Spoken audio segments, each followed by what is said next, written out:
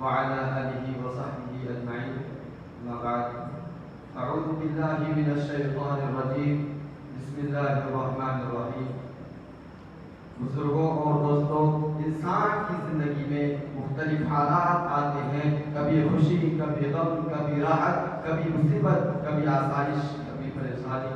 زندگی انہی چیزوں پر مرکب اور انہی چیزوں کا مجموعہ ہے. کسی شاعر نے یعنی خود کہا ہے کہ خوشی کے ساتھ دنیا میں ہزاروں غم بھی ہوتے ہیں، کہ خوشی کے ساتھ دنیا میں ہزاروں غم بھی ہوتے ہیں، جہاں بجتی ہے شہنائی وہاں ماتم بھی ہوتے ہیں. خوشی میں آپے سے بہار اور مغرور نہ ہو، مصیبت میں نا امیدی اور مایوس نہ ہو جائے.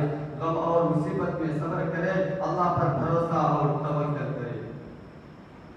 سورہ بقرہ میں ارشاد ربانی ہے، یا ایھا الذین آمنوا استعینوا بالصبر والصلاۃ ان اللہ مع الصابرین ولا تقولوا لمن یقتل فی سبیل اللہ اموات بل احیاء ولکن لا تشعرون ولنبلونکم بشیء من الخوف والجوع ونقص من الاموال والانفس والثمرات وبشر الصابرین. اے ایمان والو، صبر اور نماز کے ذریعے اللہ کی مدد مانگو. بلا شبہ اللہ صبر کرنے والوں کے ساتھ ہے، اور جو لوگ اللہ کے راہ میں قتل کیے جاتے ہیں انہیں مردہ مت کہو بلکہ وہ زندہ ہے، مگر تم سمجھتے نہیں ہو. اللہ تبارک و تعالیٰ فرماتے ہیں، دیکھو ہم ضرور تمہارا امتحان لیں گے، کسی قدر خوف سے، کسی قدر بھوک سے، کسی قدر مالو اور جانو اور خودوں میں کمی کر کے. اور آپ صلی اللہ علیہ وسلم صبر کرنے والے کو جنت کی خوشخبری سنا دیں گے. رسول اللہ صلی اللہ علیہ وسلم فرماتے ہیں، عجبا لامر المؤمنین ان امرہ کل لہ وليس ذلك لا جدید الا للمؤمنین انما بذل الصبر والشکر فکان خیرا له وان اصابته ضراء صبر فکان خیرا له.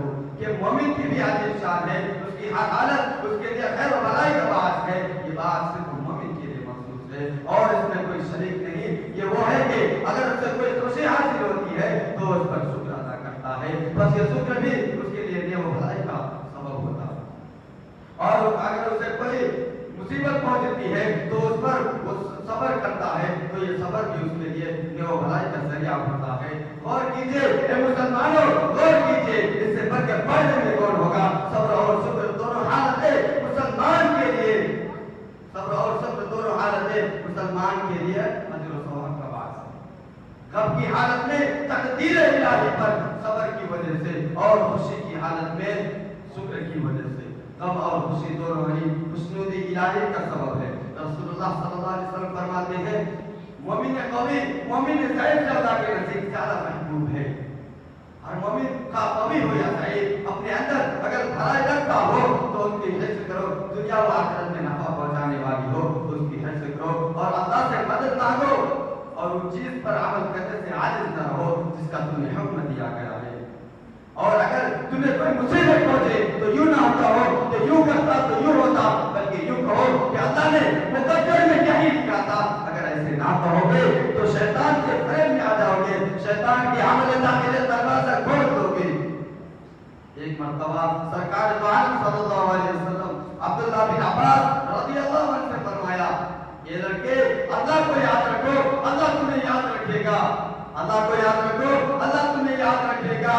اور جب مانگو تو اللہ سے مانگو، جب مدد چاہو تو اللہ سے مدد چاہو. اور یاد رکھو، اگر ساری دنیا مل کر تمہیں نفع پہنچانا چاہے تو اتنا ہی نفع پہنچا سکتا ہے جتنا کہ اللہ نے لکھ رکھا ہے. اور اگر سب مل کر تمہیں نقصان پہنچانا چاہے تو اتنا ہی نقصان پہنچا سکتا ہے جتنا کہ اللہ نے لکھ دیا ہے. سب کچھ اللہ کے اختیار میں ہے، کسی کے بس میں کچھ نہیں. قلم اٹھائے جا چکے، صحیفے خشک ہو چکا، جو لکھا جانا تھا وہ لکھا جا چکا. بزرگوں اور دوستوں، ہر کام میں اللہ کی مدد اور اس پر اللہ کی مدد اور اس پر صبر کرنا کتنی بڑی دولت ہے، ہم سب اس کا اندازہ نہیں لگا سکتے. صبر اور شکر سے دنیا کے بھی کام بنتے ہیں اور انشاءاللہ ضرور یقیناً آخرت میں بھی بنیں گے. سلطان المتقین سید المتوکلین احمد مجتبی محمد مجتبی صلی اللہ علیہ وسلم ارشاد فرماتے ہیں، یدخل الجنۃ من امتی 70,000 بغیر حساب هم الذین لا یسترقون ولا یطیرون وعلی ربهم یتوکلون. میرے امت میں 70,000 لوگ بلا حساب جنت میں جائیں گے، بلا حساب جنت میں جائیں گے، اور یہ وہ لوگ ہوں گے جو منتر نہیں کراتے، جو سکون فت نہیں دیتے، اور اپنے تمام امور میں صرف اپنے رب پر بھروسہ کرتے ہیں، اپنے رب پر بھروسہ کرتے ہیں۔ انشاءاللہ ہم سب بھروسہ کریں گے کہ نہیں؟ اللہ تعالیٰ ہم سبوں کو سکون فت سے حفاظت عطا فرمائے، جادو ٹونا سے حفاظت عطا فرمائے۔ میں اپنے تقریر کو انہیں چند باتوں پر ختم کر رہا ہوں۔ آخر دعوانا الحمدللہ رب العالمین۔